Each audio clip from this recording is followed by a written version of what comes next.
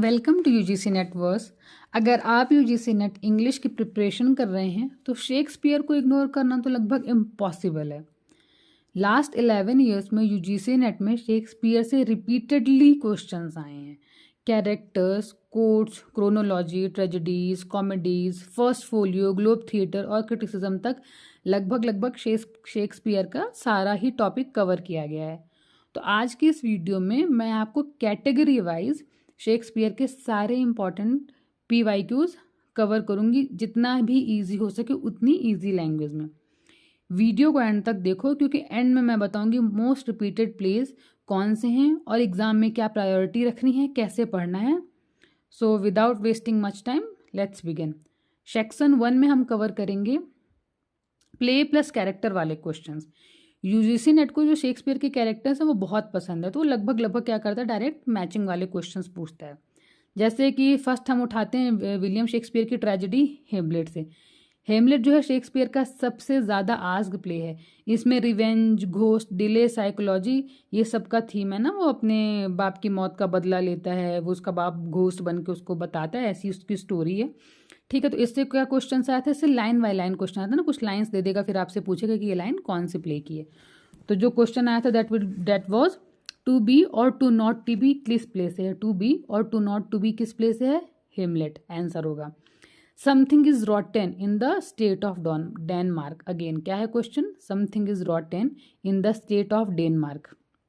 ये अपना लाइन कौन सी प्ले से लिया गया है, अगेन हेमलेट से। Time is out of joint, ये किस प्ले से है, अगेन हेमलेट। हेमलेट का ट्रेजिक फ्लो क्या है, मतलब नहीं उसका ट्रेजिक फ्लो क्या है, तो उसका ट्रेजिक फ्लो इनडिसीजन है और डिले इन एक्शन, नहीं कि वो डिले इन एक्शन लेता है, उसको लगता है कि नहीं मैं प्ले के जरिए क्लॉडियस को बताऊंगा फिर मारूंगा, ऐसी जो उसकी स्टोरी है, तो क्या है इनडिसीजन और डिले और ऑफ एक्शन। अब हम आते हैं सेकेंड ट्रेजिडी जो कि क्या है, मैकबेथ।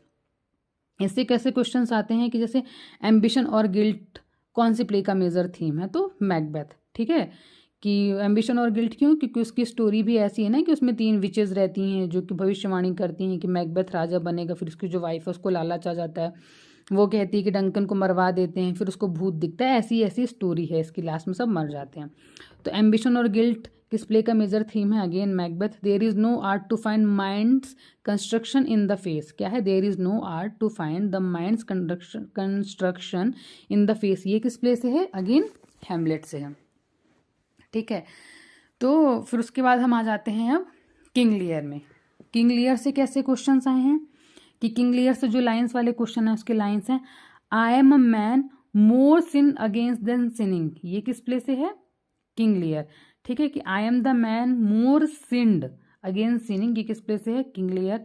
फिर सेकंड है कि लियर अपनी डॉटर्स में किंगडम, ऐसा कौन सा किंग है जो अपनी डॉटर्स में वो किंगडम डिवाइड कर देता है, दैट इज किंग लियर। फिर उसमें कहेगा कि जो लियर है उसने अपने डॉटर्स में किंगडम डिवाइड कर दिया है, उस प्ले का नाम बताओ, अपन क्या बताएंगे, किंग लियर। किंग लियर की स्टोरी क्या है कि किंग लियर क्या होता है, उसकी 3 बेटियां रहती हैं, वो उनमें उसको लगता है जो मुझसे सबसे ज़्यादा प्यार करेगी उसको मैं ज़्यादा राज दूंगा, तो वो अपनी 2 बेटी पे भरोसा करते, एक जो चापलूस नहीं रहती वो उस पर भरोसा नहीं करता और उसको ठीक है हटा देता है राज्य से।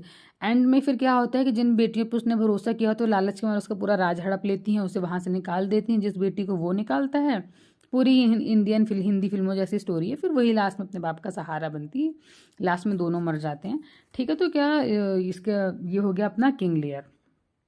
ठीक है, अब हम आते हैं ओथेलो में। ओथेलो जो है वो भी अगेन विलियम शेक्सपियर का बहुत इंपॉर्टेंट प्ले है ना। इसमें क्या है कि इयागो, उसमें पूछा जाएगा कि ओथेलो में प्रोटागोनिस्ट कौन है ना, प्रोटागोनिस्ट मतलब होता है हीरो, ऑब्वियसली ओथेलो है, ठीक है ना। उसका विलेन कौन है, इसका प्रोटागोनिस्ट से ज़्यादा इंपॉर्टेंट रोल विलेन का है, तो उसका विलेन कौन है, इयागो। ठीक है, इयागो जो होता है वो ओथेलो का वो होता है, मतलब इयागो इसका विलन, उसकी वाइफ एमिलिया है, ठीक है ना। उसको उस जनरल का उसकी जो है सेना उसका लेफ्टिनेंट बनना होता है, लेकिन वो दूसरे को बना देता है, तो उस जलन के मारे पूरा प्लॉट करता है इयागो, तो इयागो विलन है ओथेलो स्टोरी का। I am not what I am, ये आई एम ये किस प्ले से है कि ये भी अगेन ओथेलो से। ये आपकी लाइंस जो मैं बोल रही हूँ इनको आप बहुत ध्यान से सुनिएगा और नोट डाउन कर लीजिएगा, फिर स्क्रीनशॉट्स ले लीजिएगा, बिकॉज ये जो लाइंस अगर आपने इतनी भी पढ़ ली तो आपका मेजर लगभग कवर हो जाएगा। ठीक है, I am not what I am, ये किस प्ले से है? ओथेलो। तो ओथेलो की स्टोरी वही क्या है, ओथेलो में क्या उसका जो थीम है क्या है? जेलिसी, मैनिपुलेशन, यही उसकी थीम्स हैं, ठीक है। अब हम आ जाते हैं मर्चेंट ऑफ वेनिस में, ठीक है। तो मर्चेंट ऑफ वेनिस से क्या क्वेश्चंस आए हैं प्रीवियस ईयर यूजीसी नेट में कि पोर्शिया किस प्ले की कैरेक्टर है? वो कैरेक्टर बेस्ड क्वेश्चन आया है इससे कि जो पोर्शिया है वो कौन से प्ले की कैरेक्टर। तो आंसर क्या हो जाएगा अपना? Merchant of Venice. शायलॉक किस प्ले में है? अगेन मर्चेंट ऑफ वेनिस, ठीक है।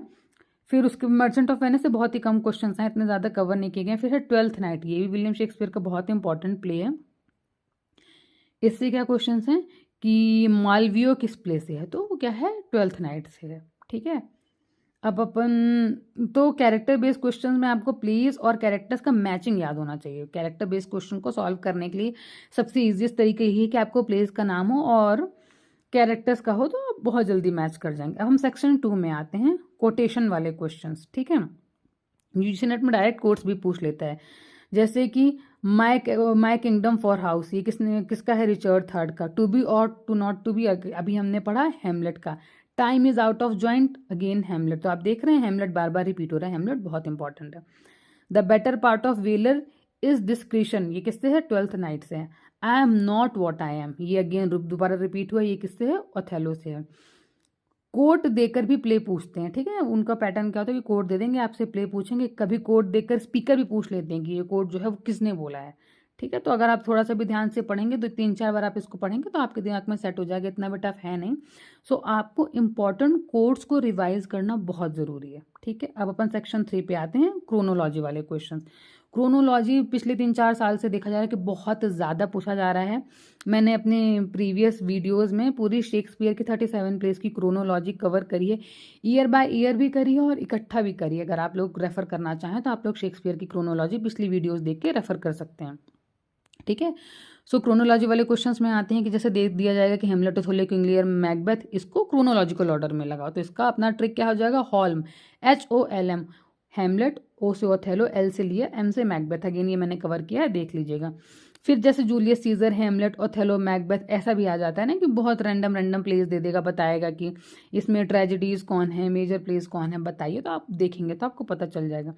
तो कॉमेडी, ट्रेजिडी और लेट रोमांसेस, इनको क्या करो तुम लोग? अलग अलग याद करो, तो आप लोगों को थोड़ा ज़्यादा ईजी रहेगा ना कि तुम सीक्वेंस बना लो कि कॉमेडीज़ कौन है। मैं अगले वीडियो में कवर करने की कोशिश करूँगी कि कॉमेडीज़ कौन है, इसमें से ट्रेजिडीज़ कौन कौन सी, इसमें से रोमांटिक प्लेस कौन कौन से। कई बार उसको भी ये तो छांटने बोल देता है या फिर क्रोनोलॉजिकली अरेंज करने बोल देता है।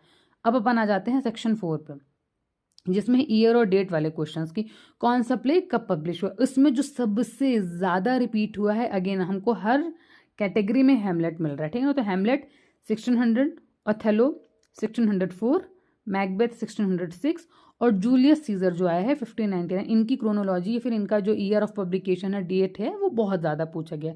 एग्जैक्ट ईयर से ज़्यादा रिलेटिव ऑर्डर इंपॉर्टेंट होता है। अगर आपको क्रोनोलॉजी भी याद होगी तो आप आपको याद रहेगा कि हाँ ठीक है, इसके बाद ये है तो ऐसा ऐसा, ठीक है ना। एग्जैक्ट ईयर ये नहीं भी याद है तो इतना ज़्यादा परेशान होने की ज़रूरत नहीं है।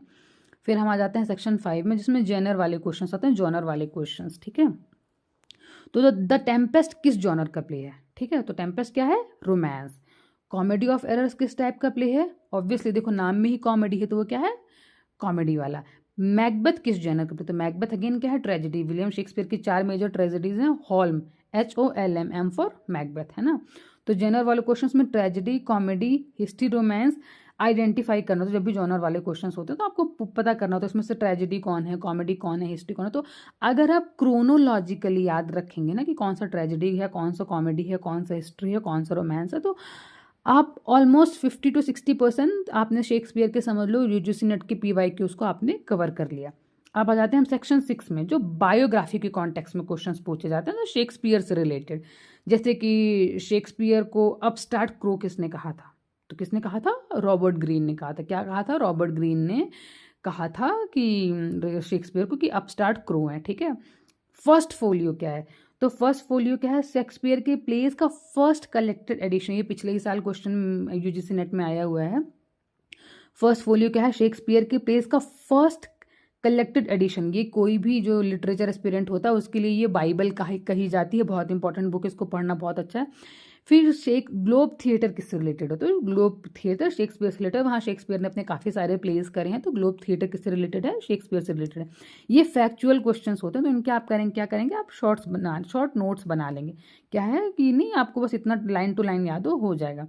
सेक्शन 7 में हम आते हैं कि क्रिटिसिज्म वाले क्वेश्चंस की शेक्सपियरियन ट्रेजेडी किसने लिखी, ठीक है, तो किसने लिखे, AC ब्रेडली ने। शेक्सपियरियन ट्रेजेडी किसने लिखी, क्रिटिसिज्म है, ये वर्क किसने लिखा है, AC ब्रेडली ने लिखा है। AC ब्रेडली अगेन किस लिए फेमस है, नहीं ऊपर का नीचे, नीचे का ऊपर, इस तरीके से भी क्वेश्चंस पूछ लेता है, तो AC ब्रेडली किस लिए फेमस है, शेक्सपियर ट्रेजेडीज क्रिटिसिज्म के लिए फेमस है, ठीक है।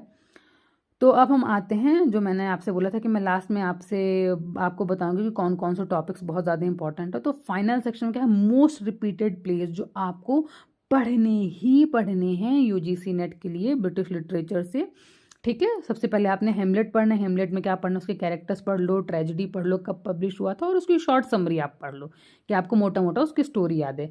सेम चीज़ अपन के साथ मैकबेथ में करनी है, किंग लियर में करनी है, ओथेलो में करनी है। आपको HOLM तो पढ़ना ही पढ़ना है। उसके बाद आपने पढ़ना है मर्चेंट ऑफ वेनिस, क्योंकि इससे बहुत ज़्यादा क्वेश्चन आए हुए हैं UGC नेट में।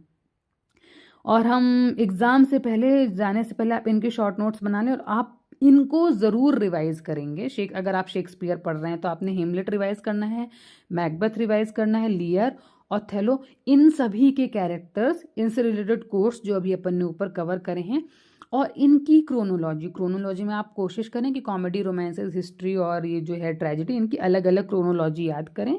तो आपने क्या करना है, इनकी क्रोनोलॉजी भी प्रिपेयर करनी है। अगर आपने इतना कर लिया तो समझ लीजिए कि शेक्सपियर से UGC नेट में जितने भी क्वेश्चंस आते हैं, आप लगभग अगर आप सिर्फ इतना भी करके चले जाते हैं तो आप मान लीजिए कि 90 to 93% क्वेश्चंस आप डेफिनेटली कर लेंगे। ये तो प्रॉमिस है मेरा, ठीक है।